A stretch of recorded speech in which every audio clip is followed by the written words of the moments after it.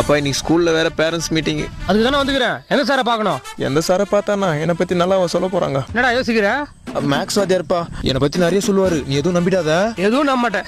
என் பிள்ளை பத்தி எனக்கு தெரியாதா? அது தெரியாம தானே உன்னை ஏமாத்திங்கிறேன். கிளாஸ் முடிச்சுப்பா. சார் அப்பா சார். ஓ இங்க பாருங்க, உங்க பையன் ஒழுங்கா படிக்கிறது இல்ல, கவனிக்கிறீங்களா இல்லையா? ஐயோ முறைகிறாரு. டேய் உங்க அப்பா பேச்சும் கேட்கறது இல்லையா?